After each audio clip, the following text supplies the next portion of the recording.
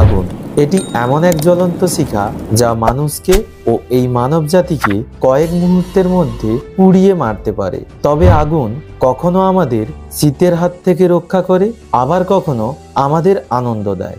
আগুন মানব জাতির সেই শ্রেষ্ঠ আবিষ্কার যা আমাদেরকে আদিম মানুষ থেকে পৃথিবীর শ্রেষ্ঠ জীবে পরিণত করেছে।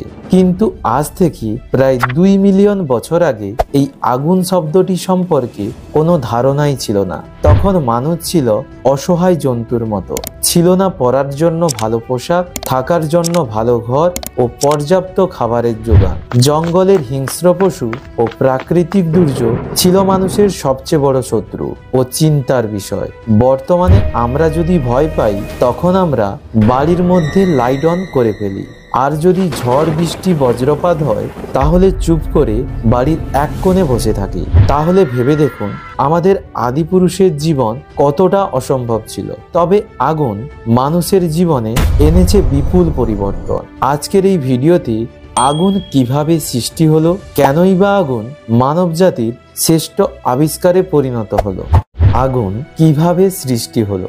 আগুন হলো আদিম মানুষের প্রথম আবিষ্কার, যা মানব ইতিহাসে ব্যাপক পরিবর্তন এনেছে।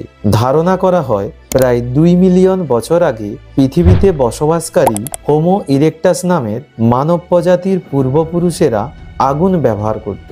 তবে আগুন একটি নির্দিষ্ট সময় ও একক ঘটনার ফল নয়, বরং ধাপে ধাপে প্রাকৃতিক ঘটনাকে পর্যবেক্ষণ করে এবং তা ধীরে ধীরে ব্যবহারের দক্ষতা অর্জনের মধ্য দিয়ে আগুন আবিষ্কার হয়। প্রাকৃতিকভাবে আগুন সৃষ্টির প্রধান কয়েকটি মাধ্যম হলো বজ্রপাত, দাবানল, আগ্নেয়গিরির অগ্নুৎপাত ও পাথরে পাথর ঘষে।